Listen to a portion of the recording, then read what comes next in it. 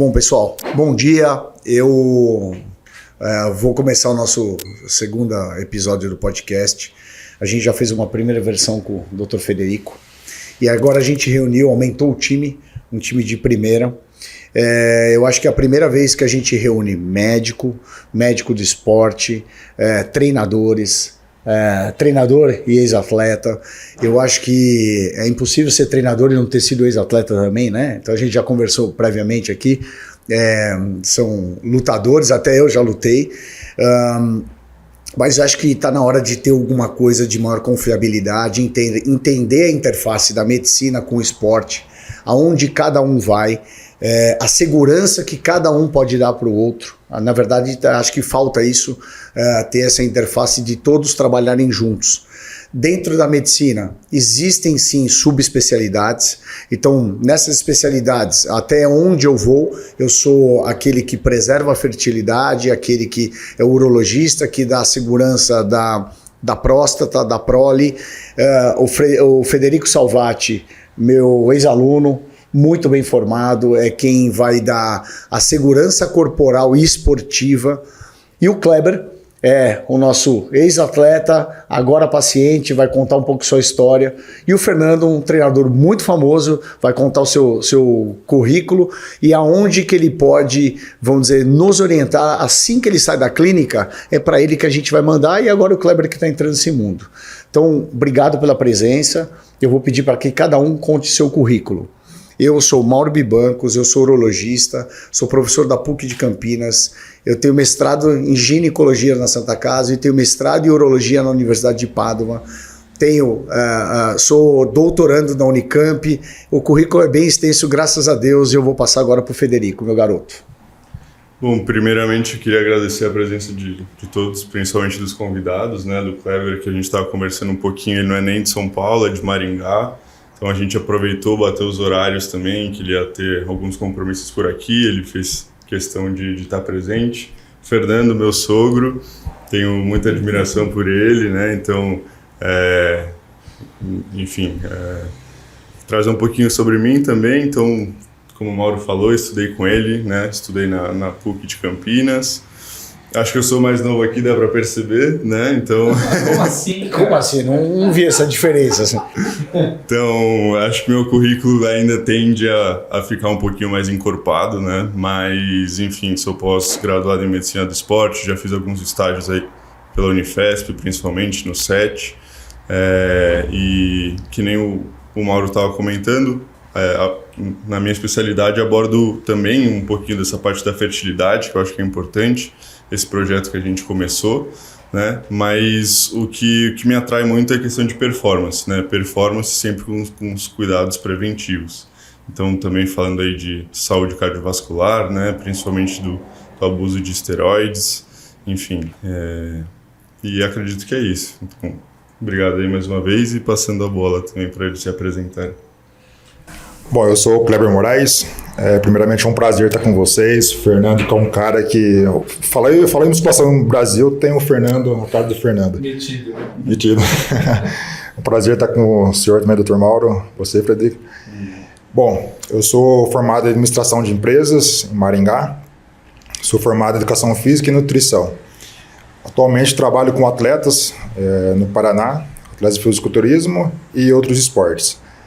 E tenho alguns relatos interessantes para dar para vocês, compartilhar com vocês a minha trajetória, as minhas dificuldades que eu tive nesse período todo de competição, pós-competição, e creio que vai agregar um pouquinho mais com o conhecimento e para as pessoas que estão iniciando no esporte tomarem os devidos cuidados. Excelente. Muito obrigado pelo convite, é um prazer realmente estar aqui com vocês. Eu não sei o que vocês esperavam, né, com a minha presença aqui, mas enfim, eu sou treinador já há 35 anos, eu tenho 40 anos de experiência na área de treinamento resistido, especialmente no fisiculturismo, desde os 21 anos de idade, quando eu competi pela primeira vez.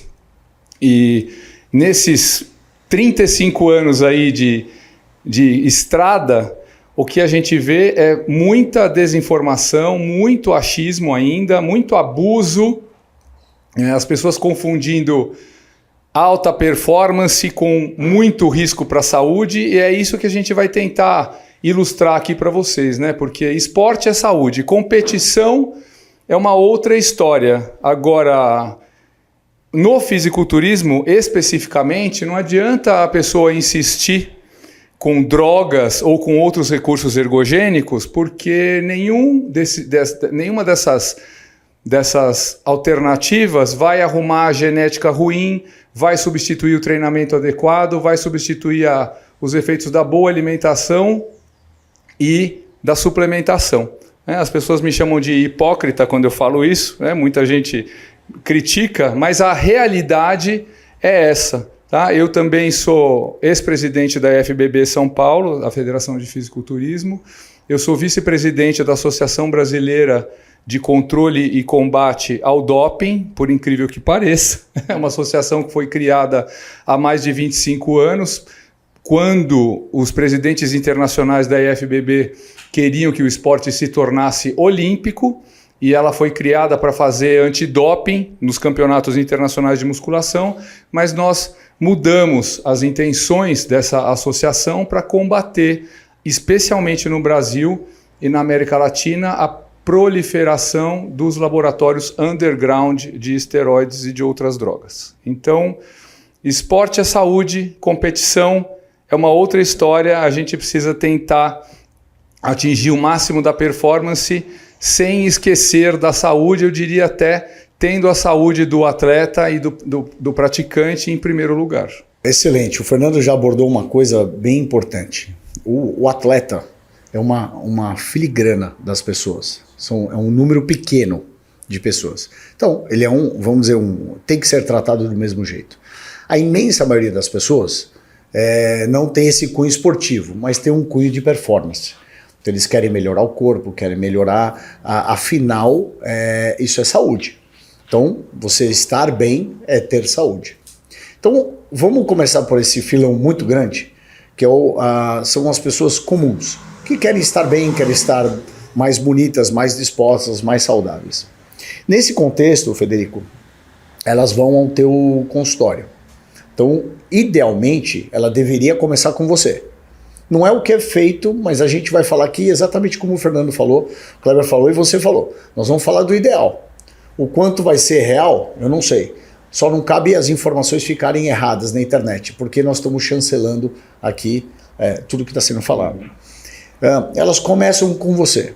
Então a pessoa vai começar na academia, que tipo de abordagem você faz, que tipo de cuidado prévio você faz, e a partir disso a gente vai fazer como se o paciente estivesse entrando e os destinos. Fala com esse, fala com aquele, vai com aquele. Então nós temos o médico urologista de infertilidade, que tem o cunho masculino e feminino, tem o mestrado lá. Eu tenho o médico da performance, eu tenho um nutricionista e eu tenho o treinador. Então eu tenho as 4 vertentes juntas. E é óbvio que eles têm e você também tem a experiência do atleta. Então todo mundo vai usar o que tem. Qual seria, chegando em você, qual que é o destino que você faz? Eu acho que varia muito de paciente para paciente no sentido de objetivo, né? Então a conduta ela pode ser bem variada. Mas quando o paciente chega, ele não faz nada, né? Então, cortando essa parte de uso de hormônios e doses suprafisiológicas, né? Se ele vem, ele não tem nenhuma orientação, a primeira coisa que ele precisa fazer, ele precisa ter um acompanhamento com o nutricionista, ele precisa saber se alimentar, precisa, enfim, se ele nunca pisou em uma academia, ele precisa também ter um acompanhamento com o personal trainer para ensinar a fazer exercício, periodizar treinos, né? Então, eu acho que o primeiro passo para aquele que nunca fez nada na vida seria isso, que seria um básico bem feito, né? E aí, a partir disso, começam algumas... a gente pode ver algumas alternativas, né? Então, o paciente já está fazendo isso durante bastante tempo, não tem sentido o resultado, ou, enfim, ele quer otimizar alguma coisa. E ele sabe que está falando de riscos, né, quando a gente está falando de hormônios. E de risco, você dividindo o paciente em sistemas, o que você vê? Cardiológico, como é que você olha ele previamente para falar, pode tomar isso ou pode se alimentar disso, porque na verdade a partir de você é o início para o destino, entendeu? Então, aí sim, estratificando, né? Então colocando o pessoal que quer fazer uso de doses suprafisiológicas, aí sim é um passo que é um passo que a gente precisa tomar bastante cuidado. Então a primeira coisa que a gente faz então eu solicito alguns exames, principalmente cardiovasculares, né? A gente estava conversando um pouquinho até inclusive com o Kleber de algumas alterações pelo tempo de exposição, né? Então às vezes a gente precisa ter um ambiente bem controlado previamente para introduzir alguma coisa, né? Então saber que está tudo tranquilo. Então peço o ecocardiograma. Hoje a gente fala bastante do ecocardiograma com strain, né? Que ele vê ali uma capacidade de deformidade do coração que vai sendo perdida ao longo dos anos, né? Então com depósito de colágeno entre as fibras, o coração ele vai ficando um pouco mais enrijecido e depois predispõe para uma insuficiência cardíaca. Mas enfim, então essa parte cardiológica eu acho que é bem importante e sempre peço um espermograma de entrada, né, para os meus pacientes homens, para a gente ver então se há algum tipo de alteração prévia que a gente já precisaria tratar, enfim, e precisa ser um assunto que precisa ser discutido desde o primeiro dia, que é a fertilidade. Kleber, você transita bem nos dois mundos, como o atleta e como hoje um orientador. Sim. Da nutrição, no treino e até nas finanças, né? Me diz um pouquinho sobre a sua experiência. A gente conversou nos bastidores, mais para expor. Esse caminho da segurança que o Federico falou, você chegou a fazer isso? Foi orientado a fazer isso ou não? Infelizmente, eu comecei a competir em 2013. Não tinha tanta informação. Tinha quantos anos? Tinha 20 anos. Tá. Não tinha tanta informação quanto agora, que a gente fala abertamente de fazer exames e tal. Então, já treinava há muitos anos, desde 2008 já treinava, comecei a usar os esteroides após 7 anos de treino. E aí decidi competir e comecei a fazer o uso. Mas não ia em médico, nem nada, sabe? Ia mesmo a torto direito ali, não tinha orientação. E a rotina dos atletas é essa? Infelizmente, sim. Tá? A maioria dos atletas, às vezes não tem nem condições de comprar um esteroide original de qualidade e acaba usando um underground, alguma coisa que pode... Que o Fernando falou que eles estão combatendo. Isso, justamente. O Fernando é um grande representante do combate ao underground. Então, infelizmente, acontece até hoje, por mais que a gente tenha informação em muita quantidade na internet, que essa quantidade alta, muitas vezes, não é adequada. O pessoal acaba caindo nesse erro. E a orientação, normalmente, por exemplo, alguém que está começando a academia, é o pessoal da academia um cara que é mais bombadinho, normalmente é o que orienta. Geralmente que nem você mencionou, geralmente ou a pessoa que já treina um pouquinho e tal, tem um corpinho diferenciado e já fala, toma isso que vai te ajudar. E aí as pessoas têm pressa também de acelerar o processo, as pessoas não querem passar o processo de treino, dieta, e acaba caindo no uso. Acho que você abordou uma coisa, a gente vive uma geração imediatista, né? Sim. Então tá, nesse processo de acelerar, quando chega para você, Fernando, como é que você lida? Alguém que não passou nele, não teve esse tipo de orientação, olhou o cara ali com o corpo tomando, e ele chega em você, falando, você me treina, me orienta, alguma coisa assim, como que você aborda esse moleque? Eu abordo esculachando, né? Porque assim, eu odeio iniciante, odeio. Os meus professores de jiu-jitsu, eles nem falavam com faixa branca. Só depois que o cara se graduava que ele começava a conversar, tá? Porque a pessoa mal entrou na academia, né? Ela já usa uma camiseta escrito assim, quem cresce natural é planta, o boné escrito trembolizado, porque os youtubers da internet, que infelizmente são as pessoas que têm mais visibilidade desse tipo de público, especialmente adolescentes e pré-adolescentes que querem entrar na academia para ficar forte, para bater nos amigos, divulgam. E isso levou essa geração a vincular a musculação e os efeitos da musculação a drogas. Quando nós temos, historicamente, físicos impressionantes em épocas que os esteroides não tinham sido nem inventados. Então, caras como o Reg Park, que era o ídolo do Schwarzenegger, o cara chegou a 50 centímetros de braço competindo no fisiculturismo sem nunca ter usado nada, nem existia na época que ele que ele começou a competir. Então, a gente precisa mostrar historicamente e também com trabalhos científicos que não é a droga que vai fazer a diferença. A pessoa entra na academia, já conversa ali com uma meia dúzia de gente forte que está treinado, aí se chegar no treinador, o que eu tomo, hein, para crescer? Eu quero ganhar massa muscular. Filho, toma jeito. Né? Então você tem que aprender a treinar, você tem que aprender a se alimentar, depois se suplementar. E você me desculpa se eu estiver falando um pouco demais, mas esse menino que você falou, que já começou lá para o Frederico, é um percentual, assim, eu diria que menos de 0,5 do nosso mercado que chega no médico. O cara vai primeiro no colega dele, depois ele vai num treinador. Né? A maioria faz assim, né? E esse treinador, se tiver consciência, ele vai mandar para o médico, porque assim, muitas vezes o cara tem 1 ano de treino, por exemplo, e chega no treinador e fala, olha, eu já estou tomando aqui mais ou menos 500 miligramas de testosterona e de outros anabólicos por semana. Eu estou pensando a chegar a 700, 1 grama por semana, que é o que eu estou vendo que é o recomendado. Eu falei assim, não, pera, recomendado para quem? Então, os esteroides, eles são remédios como qualquer outro. Eu tinha um amigo nos anos 80 que falava, Fernando, você tomava a cartela de... Ele era paraguaio, né? Não preciso nem falar. Uma cartela de aspirina, você morre. Uma cartela de um estrol não vai morrer.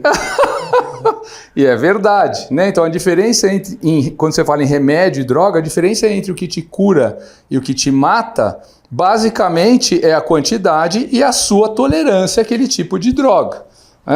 Então, o Colégio Americano de Medicina Esportiva começou a estudar exercícios resistidos e seus efeitos nos anos 90. Antigamente era só aeróbio. Quando descobriu-se o genoma humano e descobriu-se que todas as pessoas têm o gene para a hipertrofia, eles fizeram um trabalho interessante e prático com os jovens e idosos, homens e mulheres treinados que queriam hipertrofia máxima. 25% reagiu muito, 25%. Quer dizer, esse é aquele cara que entra na academia, 6 meses ele está maior que você, que tem 6 anos de treino, e você já quer saber o que ele está tomando. 50% é nós. 50% é aquele cara que precisa treinar muito, precisa se esmerar na dieta, na suplementação, pega um resfriado, perde tudo. Né? E 25% não reage. 25% é aquele cara que entra ano, sai ano, ele está na academia a mesma porcaria. Ele não reage, o gene não é ativado. Mesmo nesse cara, a força aumenta. Então, se força é a qualidade que nós mais perdemos com a idade e com o sedentarismo, especialmente para levantar do vaso sanitário, por exemplo, sem usar a barra lateral, só pelo fato de aumentar a força, mesmo que não haja a hipertrofia, já é um motivo para o cara fazer musculação. E dos 25% que reagem muito, um percentual ainda menor, bem menor, são os campeões do fisiculturismo. Então a gente elencou algumas coisas que eu estou aqui pensando. Você falou uma coisa bem importante. 2%, 1% começa com o caminho como alguém do esporte. Então isso é bem importante, entender que tá todo mundo fazendo errado. Então não é só uma questão temporal, Kleber. Porque se o treinador hoje está vendo isso, hoje tem informação. Quer dizer, lá atrás não tinha informação, agora nós temos, então, continuando a fazer a continuação do errado. Ok? Eu entendi isso bem. A segunda coisa bastante importante é a gente entender que o exercício ele é bom de qualquer forma. Ele pode te dar um status estético, tem os 25% ou minimamente os 50%, mas mesmo os 25% sem o ganho estético, ele tem um ganho funcional. Então isso é bem importante, porque uma das coisas que a gente conversou nos bastidores é que eu tenho a impressão que eles estão dividindo os médicos e os treinadores. Não, na verdade todo mundo tem que estar trabalhando junto, a ideia é essa.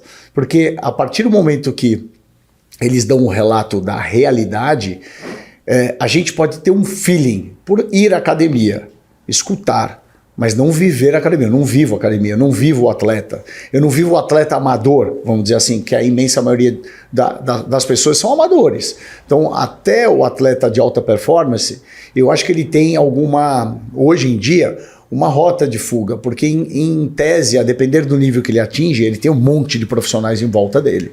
Então aquilo blinda, você deveria fazer isso, cuidado, faça esse exame, eles vão te contratar para ficar junto, ele vai ter um treinador, ele tem um nutricionista. Então eu acho que o pior está sobrando para aquele que nem tem aporte financeiro e está fazendo da cabeça. Quando foi dito, e você falou um pouquinho da parte da fertilidade, de tudo isso, eu acho que é o que mais está sonegado. Então eu estou olhando agora do meu mundo. Mais está sonegado. Então assim, você sabe que você foi escolhido por mim pelo fato de você ter essa boa formação e você pede espermograma. Uhum. Eu não conheço médico que faça esse pedido prévio. Então vamos tentar olhar um pouquinho o cenário. Vamos dar um pouquinho de microaula aqui. Quando uma mulher menstrua a primeira vez, com o Brasil chama menarca. Existe nome para a primeira ejaculação do homem, só que a gente nem usa. Quando você pergunta para uma moça quando você menstruou, ela fala 12 anos, 13 anos, ela sabe exatamente. A gente não tem a menor noção quando a gente ejacula porque não se deu a importância. O que eu estou tentando dizer? Que a hora que ele vai fazer uma suplementação, ou o adulto quer uma performance, seja o intuito dele, a gente não fez espermograma. Então eu nem sei se ele já tem um problema prévio. Aí ele toma o anabolizante em cima, e aquilo todo mundo sabe, acho que já é do popular, que desliga a produção testicular. Então, quando você toma de fora, o teu testículo desliga. Ele não consegue desligar a testosterona, ele desliga o órgão como um todo. Quando ele desliga o todo, ele desliga a produção seminal. Então tá. Se esse paciente já tinha um problema, você está desligando, você está piorando um problema prévio. Então, eventualmente, na sua análise, do mesmo jeito que você vai ver o coração, fala, não, você não. Uhum. Onde que a gente quer entrar? Na minha área. Gente, precisa congelar o sêmen. Por quê? Quando você congela o sêmen, você não tem prazo. Você pode usar, eu vou usar um exemplo, pelo amor de Deus, não chulo, mas do conhecimento popular, em animais, que existe um comércio, né? O boi campeão, tem sêmen congelado de 40, 50 anos. A gente não vai viver isso para ter filhos, 100 anos, mas entenda que não tem o prazo, ele vira vidro. Se eu congelei em 2000, eu posso usar em 2100. Então, não congelar é praticamente um erro. Porque existe uma leitura de vida.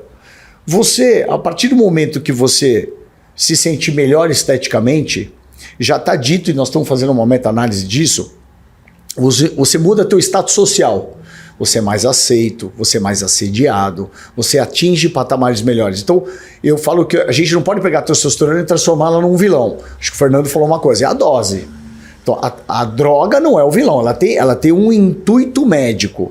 O pessoal desvirtua e coloca como se ele fosse inventado para prejudicar as pessoas. Não, existem pessoas que precisam suplementar. Ok? Então, as doses, elas não estão sendo monitoradas pelos médicos. E aí elas batem no treinador. Então agora, olhando do outro lado, falando para vocês, raríssimas pessoas falariam o que passou como que você está falando. Raríssimos treinadores falariam, moleque, vai ver, ô menina, vai primeiro no médico, vem aqui que eu dou um jeito. Então, quando tem mercado por trás, se abraça e depois o risco é teu. O importante é continuar. Então, assim, estou dizendo, quem idealizou, vocês todos foram chamados por sua ética por trás. Tem uma ética por trás. Então, é contra o teu negócio mandar o menino antes lá. O teu negócio é fazer o atleta. É contra o teu negócio fazer isso também. E é contra o teu negócio falar, não, você não pode tomar porque é teu coração. É contra o business. Mas a ética tem que ser maior que o business. Eu fico feliz de escutar isso porque... Saibam, isso não foi combinado. A gente saiu falando, o script já foi longe aqui, já esquecemos. Então, congelar é uma atitude muito importante. Porque no último, agora que eu mudei meu status social, eu estou mais velho, eu não sou mais atleta, ou já tenho meu corpo, talvez eu queira continuar. Continuar, às vezes, é ter filhos. Faz parte olhar para o futuro. A longevidade ela é uma parte em nós mesmos estarmos bem, né? Você vê, todos nós parecemos mais jovens que você. E não só isso. A longevidade está associada à prole. é uma continuação sua, é uma coisa primitiva, uma coisa linda na natureza, seja o que for. E aí você talvez tenha fadado essa pessoa a não conseguir ter filhos. Quando você bloqueia o testículo por períodos muito longos, então, se a gente está falando aqui em performance, às vezes é 5, 6, 10 anos na academia para atingir o que você quer. E aí o que acontece? Talvez ele não volte mais. Do mesmo jeito que se você engessar a sua perna 10 anos, você pode fazer a física o que você quiser, que talvez ela não volte mais. Então é importante essa interface, foi a minha preocupação de falar, eu não vi ninguém junto conversar. Eu tenho que dar apoio para vocês, vocês têm que dar apoio para mim. Então, previamente, eu tinha dito sobre a dieta. A gente sabe muito pouco sobre dieta como médico, a não ser que você faça alguma coisa em esporte, mas como médico, eu não tenho aula de dieta. Quem tem é o nutricionista. Cada um no seu quadrado vai deixar essa pessoa bem. Por isso que o profissional mesmo, o da alta performance, ele tem todo mundo em volta. Sim. Ele não, aqui não, faz isso aqui, qualquer coisa ele faz exame, ele se interna. É outro tipo de abordagem, né? Então, me diga uma coisa. Sabendo que o que o Fernando colocou, 1%, vamos colocar dessa forma, 1% começa com você. Quando esse atleta vem para você, ou ele quer aumentar a performance, ou ele já está com alguma encrenca médica. Como é que você lida com ele? Antes eu queria só apontar uma coisa do que você estava comentando, né? Então, esses casos, inclusive a gente vê que tem crescido muito o hipogonadismo pela questão da obesidade também, né?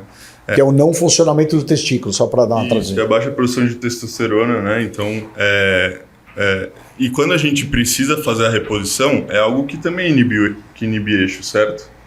Então é algo que não é discutido, a gente fala sempre em doses suprafisiológicas, mas quando a gente faz uma reposição hormonal, a gente pode desligar eixo também, né? Isso, que a gente comentou, isso tende a piorar a fertilidade, né? Então é algo que precisa ser avaliado para todos os pacientes, não só para aqueles que querem performar muito bem, enfim, tá relacionado com saúde como um todo. Né? E você pode só repetir a pergunta.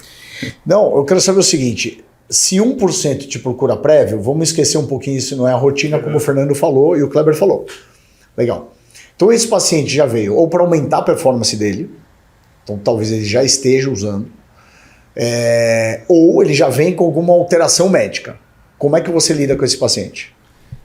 Varia bastante de paciente para paciente. Quando ele vem com alteração, primeiro você precisa identificar, né? Você precisa saber o que está acontecendo, né? Se alguma coisa vinculada a alguma alteração cardiovascular, enfim.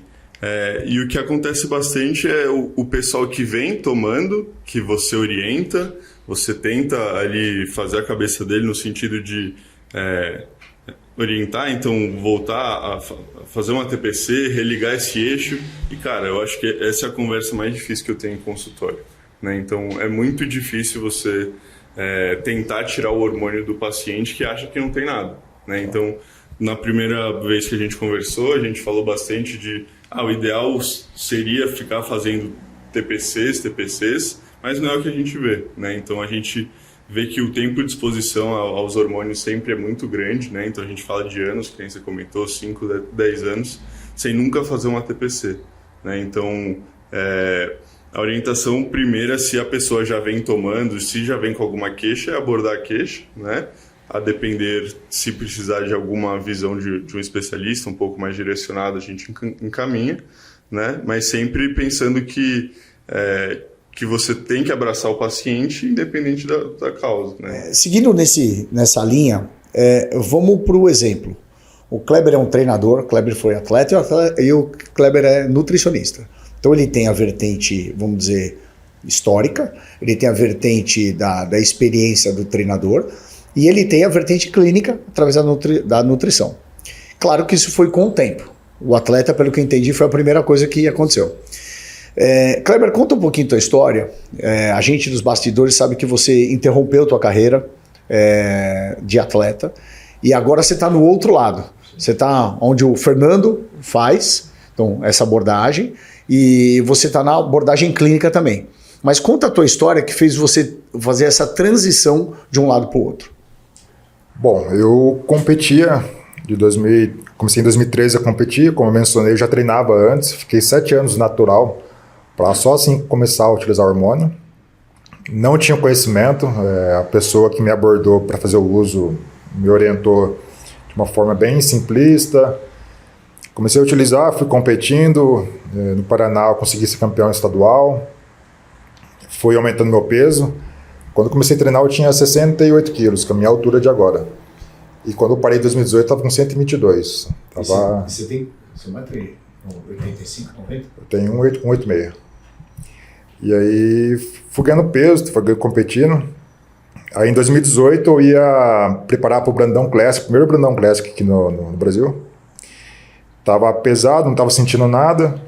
E aí meu treinador, já era outro treinador, me falou, cara, faz um check-up, ele era muito preocupado com a saúde. Faz um check-up pra gente ver sua saúde antes de competir.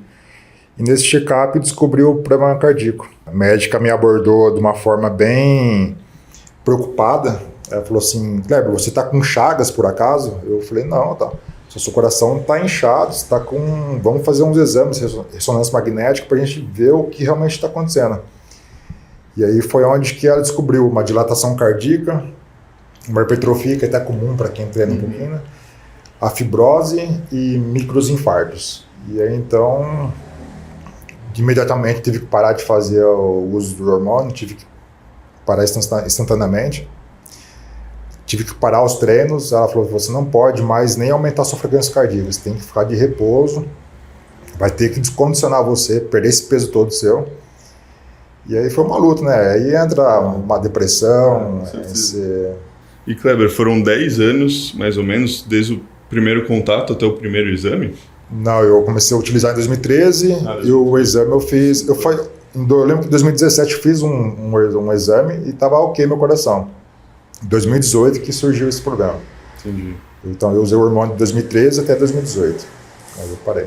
Você lembra qual foi esse primeiro exame que estava normal? Eu fiz o eco, fiz o eletro, aí depois os sanguíneos também que eu sempre fiz, né? Mas não tinha dado alteração. Em 2018 deu. E até um ponto interessante que eu me lembro, de uma aplicação que eu fiz de testosterona e eu senti uma inflamação local muito grande, sabe? Uma inflamação. E aí não passava essa inflamação. Eu falava, pô, será que alguma coisa errada e tal? E aí, como eu comentei com o Fernando, começou a tosse minha, sabe? Começou uma tosse, começava a anoitecer, começava a tossir. Minha esposa falou assim, você não tá legal. E aí, fui no médico, descobri e tal, fiz a ressonância, aí um outro médico lá da ressonância falou, a gente não sabe se o seu problema foi causado pelo uso de esteroide ou se foi uma bactéria. Pode ter sido uma bactéria também que se pegou na aplicação e foi direto pro seu coração. E deu esse problema. Mas a gente não tem certeza. Mas, enfim, independente da causa, eu tive que descondicionar, perdi 32 quilos, e aí fiquei em depressão, me resguardei. Minhas fotos de competição, algumas eu apaguei, sabe? Me excluí do mundo de fisiculturismo. E até esse momento você não tinha feito nenhuma vez um espermograma? Não tinha feito. Isso aí é um erro que eu me arrependo até hoje de previamente ter feito espermograma para ver se eu tinha já pouco esperma ou se aconteceu por conta do uso de hormônio. E aí o tempo passou, eu comecei a estudar, me formei e tal, e agora eu quero dar continuidade na família e eu vi que estou com baixa esperma. Fernandão, quando ele faz esse caminho, claro, a gente já entendeu que ele começa no 1% com o médico do esporte. Então, nós vamos excluir esse paciente, essa pessoa, porque essa pessoa é o que a gente deseja, que ele passe antes, vai chegar para você tranquilo. Uma pergunta mais geral. Ele chega e você faz uma entrevista para entender, um bate-papo, para entender as limitações dele, prévias? Bom, as limitações físicas eu vou entender melhor convivendo com ele no dia a dia e vendo as reações dele ao treino. Então eu pergunto sempre, você faz uso de qualquer recurso ergogênico, você tem exame recente, como tá, e eu prefiro observar o cara pelo menos por 4 semanas e ver como ele está reagindo, para depois saber como que está a dieta dele, como que ele está suplementando, como que ele está usando os ergogênicos. Eu prefiro primeiro aplicar o treino para ver como ele reage, já que a individualidade é o que mais direciona, né, os nossos objetivos, porque senão você não sabe o que realmente está fazendo o efeito, né? Se é a dieta nova, se é os ergogênicos, se é o treino. Precisa customizar. Preciso ver. Agora, na sua fala, que você falou que a sua área é sonegada aqui, pela maioria, ela é ignorada. Não é que é sonegada, ela é ignorada. Especialmente porque a grande maioria do público das academias não são atletas amadores. São aquele cara que quer ficar bom para o casamento, ele quer ir para o barco no fim do ano. Esse aí é o tigre. Esse aí que é o perigoso, que não vai no médico, que fica ouvindo o que os amigos falam, o que o youtuber sem formação fala como realidade dele, né, e não da ciência, porque informação sempre teve. Ele põe numa peneira e seleciona para ele muitas informações, né? Então informação sempre teve, só que no meu tempo eram revistas especializadas. A Muscle Fitness virou uma revista médica, né? Passou a ter artigos assinados com trabalho científico. Então o que é o problema hoje em dia é, como a gente já falou, onde ele vai buscar essa informação. Nos anos 80 e 90, os físicos, os corpos dos campeões internacionais da maior competição do mundo, que é o Mr. Olímpia, eles eram superiores aos atletas de hoje, por incrível que pareça. Se você pegar os top 10 finalistas de qualquer campeonato dos anos 90 e colocasse nessa forma, na forma deles, que eles venceram, contra os campeões de hoje, eles venceriam facilmente. Por quê? O cara tinha consciência de que era o treino, a dieta e a suplementação que faziam efeito, e ele tinha que ter paciência para entender os limites genéticos dele e começar a competir, se fosse o caso, e usava recursos ergogênicos muito mais no conceito de anticatabólico do que como anabolizante em si.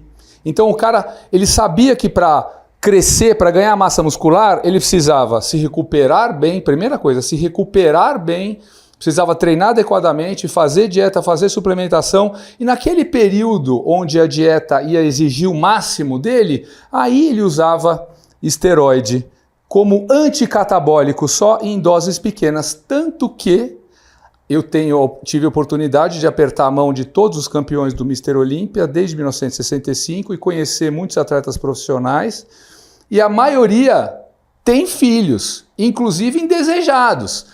O Flex Wheeler, por exemplo, tem 4 filhos com 3 mulheres diferentes, o Dexter Jackson, o Vitor Martinez. Eu posso citar, inclusive, até o Arnold, que teve um filho com a empregada com quase 50 anos de idade. Né? Então eles se recuperaram, muito bem. Né? Então, essa história de TPC, eu sempre brinco com o Fred, que isso aí é coisa para quem usa coque samurai. Isso, o testículo individualmente, essa calça do Fred, ela já me... Se ele tivesse usando um coque samurai, eu já ia ficar... Não, eu tinha reprovado ele.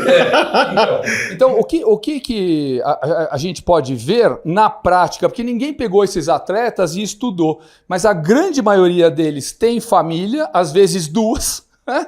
E eu citei aqui o caso do Arnold, que com quase 50 anos de idade teve um filho que ele não esperava. Porque, na verdade, eu tenho percebido que tem 2 coisas que mudaram. Então, tinha as pessoas, pelo menos no consultório. Então, como altera a fertilidade, eles vêm para cá. Então tá, eles não fazem espermograma, continua igual. Lá atrás, eu tomei por 2 anos, eu tomei 3 anos, eu tomei 1 ano, eu tomei 10 anos. Tinha um período e parava. Agora, eles estão fazendo uma dose constante.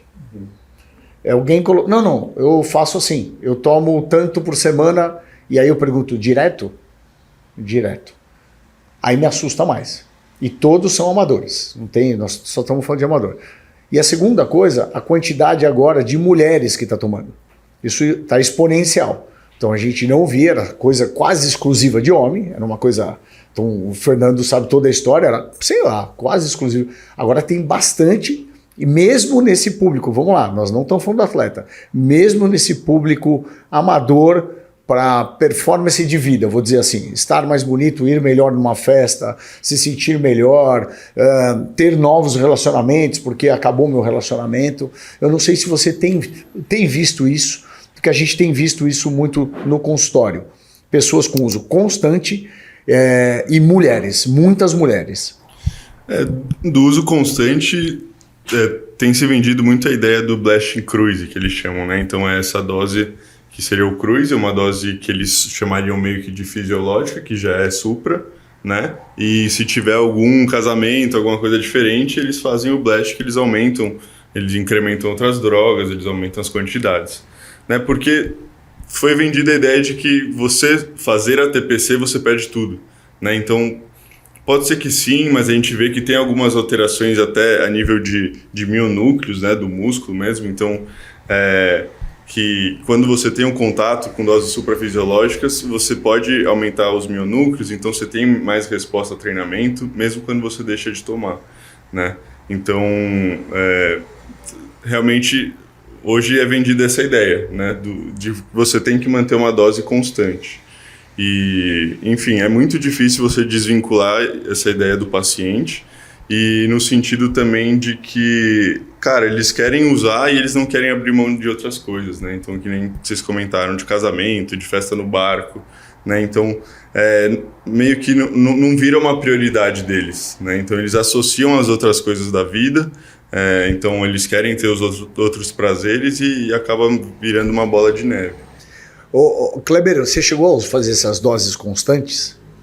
Não, eu parava por um tempo. Parava por um tempo. Um mês, assim, 15 dias, 20? Não, era o tempo de fazer o exame de sangue. Então você fazia a dose constante. Porque, na verdade, existe um conceito na medicina, vamos falar de outras coisas. Vamos dizer que você toma gotinhas para dormir. Vamos colocar, são 3 gotinhas. Passa-se 2, 3 anos, você vai ter que tomar 6, 9, você vai escalonando. Então, eu elenquei esse assunto porque virou meio que uma cultura popular, mais ou menos como foi elencado. Vai virando verdade porque eu uso, eu estou bem e tal, tá. Tudo na medicina demanda tempo para você responder. Então, você está bem há 2 meses não é uma verdade, quer dizer que você fica bem há 2 meses. Existe a customização, então existem pessoas que vão usar mais tempo, vão suportar, sim. No teu caso, você viu a mudança que você fez de um exame. Federico, quando foi o teu último exame, muito pouco tempo fez uma virada. Então o que acontece? Tudo que você faz de uso constante, você vai ter que escalonar a dose. Então, na minha leitura, esse uso constante não vai funcionar. Daqui a pouco nem para músculos, esqueçamos as outras áreas. Por quê? Não vai funcionar como aquela gotinha. Eu tomo 3 gotinhas, agora eu tenho que tomar 10. E se eu tomar 7, não vou dormir mais. Então você precisa de doses maiores e maiores e maiores, supra do supra do supra. E aí você vai associando erros, né, vamos dizer, no corpo. Então, em tese, você chegou a fazer isso. E esse pode ser o grande medidor, porque o coração não dá descanso. E você anabolizando, você anaboliza o próprio coração. A verdade é essa, você está fazendo um exercício constante para ele. E assim vai. Me diz uma coisa, você vem fazendo um tratamento para tentar inverter essa onda, só que você também não fez espermograma prévio. Não fiz o espermograma prévio, e como eu mencionei, em 2018 eu parei de utilizar tudo, até hoje não utilizo mais nada. Sim. E aí o ano passado eu e minha esposa começamos a ter a ideia de ter filhos, né? E aí não estava indo e tal, aí onde fiz o espermograma e deu baixa quantidade. Aí eu fui no urologista em Maringá, comecei a fazer o tratamento, utilizar o HCG, o Clomid, que foi... Ele fez os exames ali, viu que estava saudável, o testículo e tudo. E aí me receitou o Clomid e o HCG. Mas já faz um tempo já que eu estou tomando e não resolveu ainda, sabe? Então... Tem um pensamento técnico. O Clomid é usado, basicamente é o TPC que você está fazendo. Ele é um tempo estendido. Só que existem drogas mais potentes, que é substituir teu eixo. Realmente é uma droga que chama FSH. A célula que vira espermatozoide chama germinativa, germ cell. Quem chama essa célula é o FSH. Então, o grande ponto é que, como você não tem espermograma prévio, é como se fosse o seguinte: imagina alguém que vai para o Fernando e ele tem um braço de 50 centímetros, ok? E aí ele sofreu um acidente e engessou o braço. Então, ele sabe que o braço, nas melhores condições, chega a 50 centímetros. Então, ele tem vamos dizer, um target para chegar. Pô, vamos lá. Agora você tirou o gesso, vamos lá, vamos devagar, a gente vai com toda a sequência, vamos dizer, ética para ser feita. Mas ele sabe a potência do braço do cara, certo? Quando você não tem o espermograma prévio, a gente não sabe só a potência. Então eu nem sei se ele era capaz de produzir normal. Então ele pegou agora um braço engessado e nunca viu antes. Vou tentar, ninguém nunca viu esse braço, vou tentar fazer o meu melhor, vou olhar para frente e vamos chegar até onde der. Então é um problema quando você não tem um marco zero. Então por isso, exatamente, eu ainda falei sonegar e o Fernando foi mais decisivo, na verdade é o que ele está falando. Ninguém faz espermograma, está no dito mundial. Então não se faz espermograma. Então a gente não sabe nem com quem está brigando. Se é com a droga ou se é com a droga associada a uma deficiência que já existia. Existe, aí para todos, existe uma queda de produção seminal nos últimos 70 anos. E isso pode explicar também alterações corporais dadas são contaminantes ambientais. A nossa produção seminal da década de 70 para cá caiu 40%. Então a gente está caindo cada vez mais. Então vem caindo. Só que quando você cai na produção seminal, uma parte da produção seminal depende de testosterona. Por isso que quando você toma de fora, você influencia nesse processo. Então ele vem desligando o testículo. Isso vem transformando a gente com menor capacidade de produção hormonal, menor capacidade de fazer filhos e menor capacidade fenotípica do corpo. Porque se eu tenho menos testosterona, isso já vem desde cedo, desde o útero. Por isso que a gente está vendo isso. Então a gente está ficando com uma manta muito curta. A gente precisa tomar cuidado com a testosterona para dar. Mas tem mais pessoas precisando. Quando eu dou, eu posso ter sequelas. E quando eu dou sequelas, eu devolvo um atleta pior para o Fernando. Quer dizer, tá todo mundo com problema. Tá todo mundo com problema. Essa foi a ideia de cada um jogar a sua expertise para que a gente olhe ele como um todo. Porque o ideal é o que a gente fez no início. Foi o que ele falou que não existe. Pode existir 1%. A gente pôs 1% de forma empírica. Começa por aqui, porque você vai ser o centro. Na verdade, de você vai falar assim, precisa ir para o nutricionista, precisa ir para o treino. Beleza, você está ótimo, você já congelou. Ou não, você não pode. Você já pode ter um problema cardíaco porque você tem medidores. Ou quando vai para o treinador e o treinador fala, não senhor, você volta lá. Vai olhar antes você, porque... Ou 4 semanas depois, eu falei 4 porque você me deu 4 semanas. Você percebe que alguma coisa está errada, ele tem um cansaço superior do que... É estranho.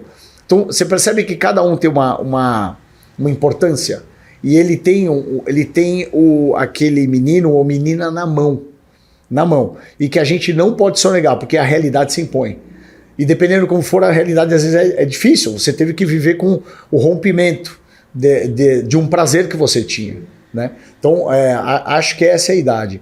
E aí eu queria dar uma finalizada. Eu queria que cada um deixasse algum recado, alguma coisa para a molecada que está querendo fazer, ou os mais velhos também, porque se a gente traz, como você já deixou claro que você é mais jovem, você quer falar, mas a gente também preconiza a longevidade, nós 3 aqui. E o Kleber é novo, sou mais eu e o Fernando aqui. Enfim, desse olhar, daquilo que a gente deveria fazer, os cuidados, o que a gente precisa olhar. Então, por exemplo, uma coisa me chamou muito a atenção e eu não sabia, foi aqui que existe uma associação, graças a Deus, para tentar tirar os medicamentos do mercado negro. Nós estamos fazendo uso de medicamento que a gente não sabe a origem.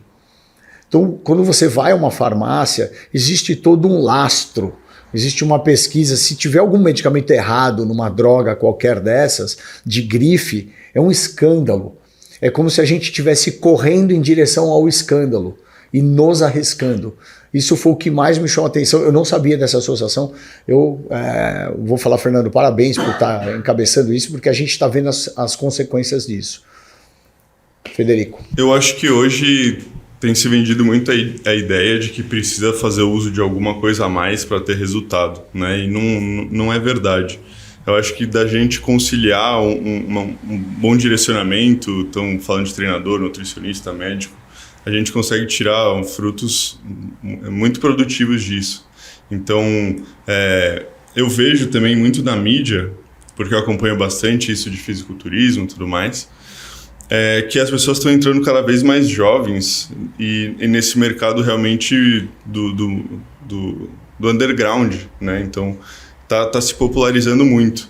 Teve esse período que a gente viu bastante, que o pessoal estava até tentando convencer o público de que fisiculturismo natural era legal e tudo mais, mas acabou que não vendeu muito peixe.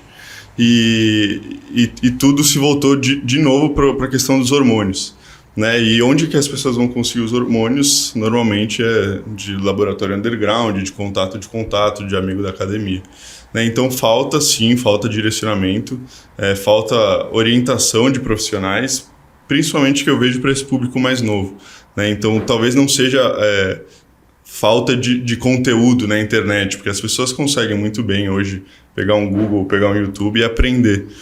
Mas as pessoas querem tudo muito fácil, né? Essa geração do imediatismo fica muito evidente.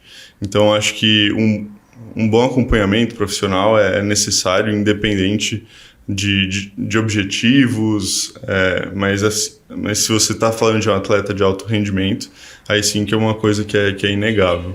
Bom, meu recado para quem pensa em competir, está com essa ideia na cabeça, nada contra, você pode competir desde que você respeite a cadeia de profissionais, desde o urologista, você fazendo espermograma, o médico do esporte. Se você não tem condições financeiras, pense bem antes de começar, é um erro muito grande, a pessoa às vezes não tem condições nem de bancar a dieta dela e quer usar hormônio. Então pense bem, não é brincadeira, eu estou aqui à prova viva, graças a Deus que consegui ficar vivo, para dar o relato para vocês. Não é fácil você ouvir de um médico que você vai morrer treinando se você continuar utilizando. Então, eu vejo muitas pessoas, não importa, eu morreria para ganhar um título. Não é bem assim. Quando você vê sua família ali atrás, torcendo pela sua vida, sua cabeça muda. Então esse é o recado, tá? Não faça as coisas às escuras. Tem ótimos profissionais no Brasil que estão aqui. Tem o doutor urologista, médico de esporte, um treinador capacitado. Sempre vai nas fontes seguras. Infelizmente, a faculdade de medicina no Brasil ela é ainda muito curativa e pouco preventiva. E parece que alguns médicos saem da faculdade com algumas verdades intrínsecas na cabeça deles que não são mais verdade, que as verdades na ciência mudam. Por exemplo, os exames que você fala que pede e acha importante, e realmente são, eles têm parâmetros populacionais, como naquelas faixas de tido como normal e aceitável, de 1940. Então, se o ser humano mudou dos anos 70 para os dias de hoje, imagina dos anos 40 para cá.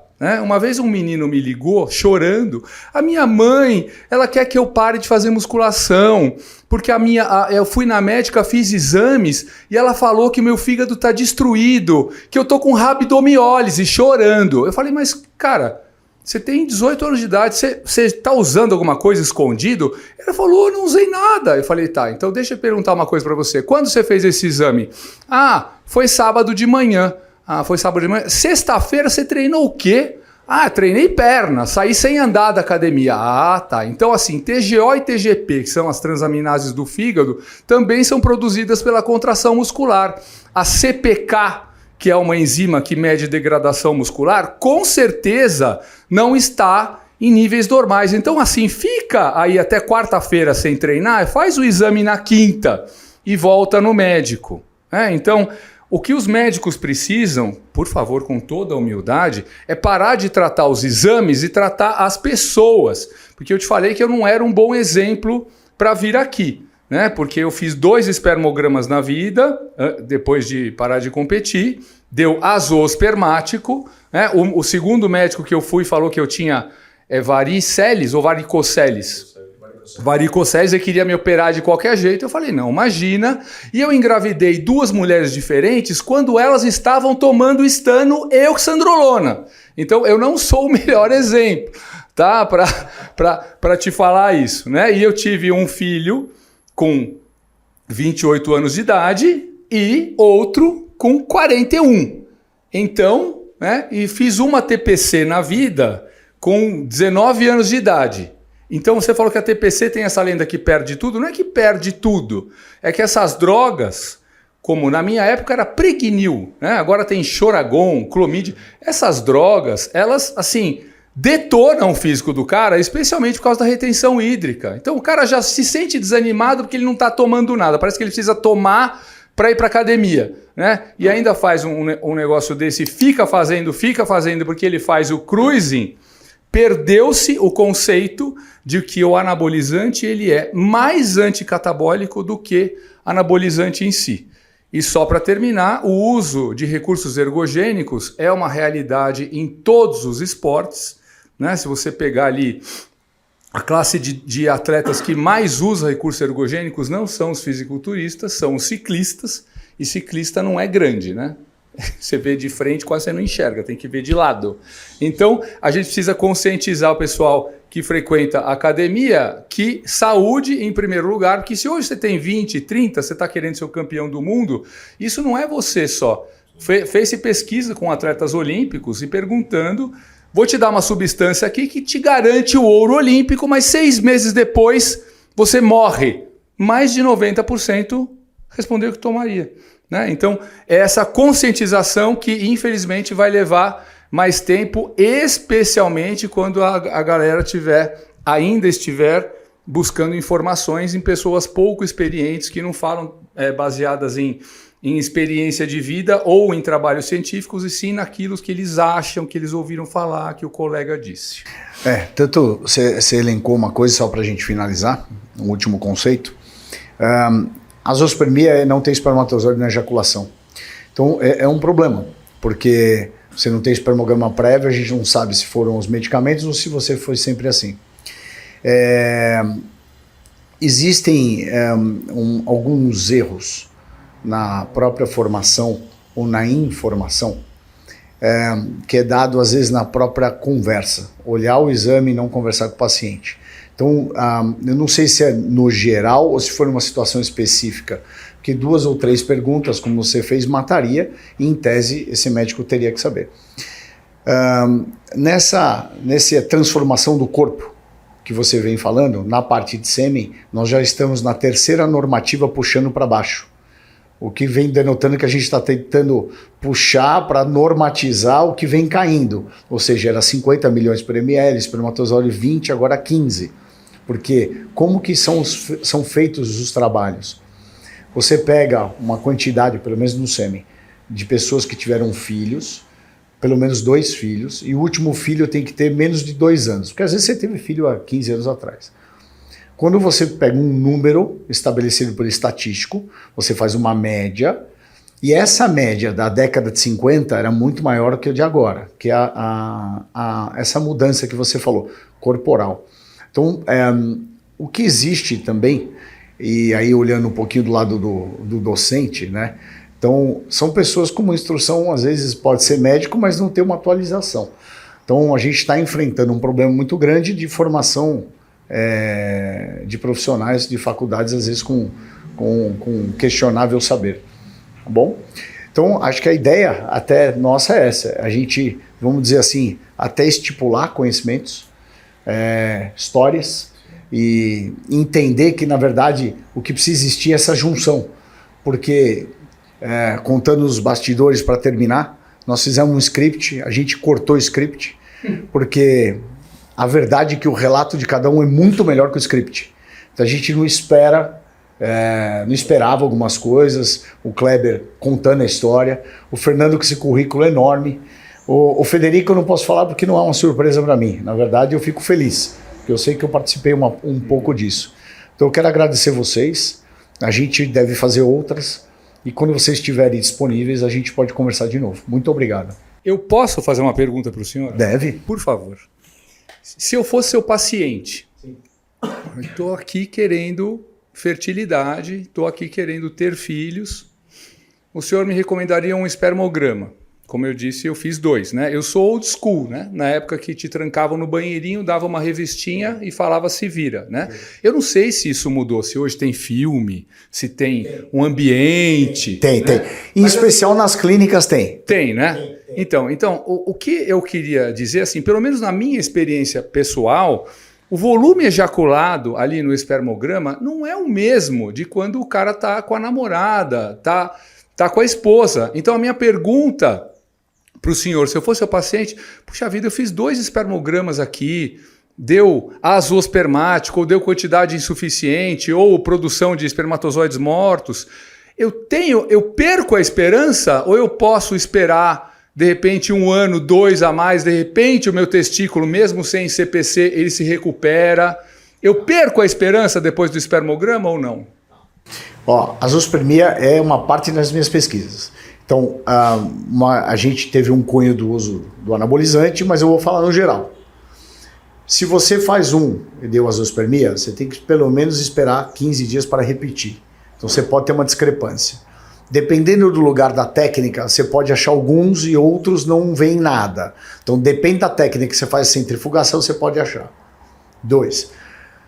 Quando você não tem histórico, tem pessoas que têm erro genético. Esse é um problema para mim, porque aí eu não brigo muito com a genética. Tem gente que tem informação para não ter espermatozoide. Por isso que eu falei aquilo. Eu perguntei da sua história. Eu não tenho tua história prévia, eu não sei exatamente sobre isso. 3. A gente, mesmo em casos... Então vamos esquecer o anabolizante. Vamos falar de alguém que não tomou nada e ele deu azospérmico. Nós temos linha de pesquisa de achar espermatozoide dentro do testículo, que chama microtese. E nos casos que ele tem o espermatozoide, mas é muito jovem, aquilo que você falou de morto, vamos dizer muito jovem, como se fosse uma semente, ele chama germinativa, tem um motivo. Você tem o fruto aqui, ele para no meio do caminho, chama parada de maturação. A gente tem uma publicação recente de 1 ano, mais ou menos atrás, em que a gente restartou testículos. Então, para a gente perder o jogo, tem que ser alguém que zerou mesmo essa linha de produção. Existem situações, pessoas que nascem assim, síndromes genéticas, quimioterapia ou desligar o testículo por muitos anos a fio, como eu esqueci o termo que você mantém isso, em platô, em uso direto. Então, ainda a gente está meio longe para desistir desse paciente. Então o cara não precisa desanimar se ele teve 2 espermogramas? Não, ainda não. Ele tem bastante para fazer. Mas o que foi estudado de método anticonceptivo assim, para homens era com testosterona, certo? Sim. O melhor é a vasectomia. Se a gente for, tô pensando porque aí você faz um ato e não mexe mais com ele. A testosterona é um contraceptivo masculino.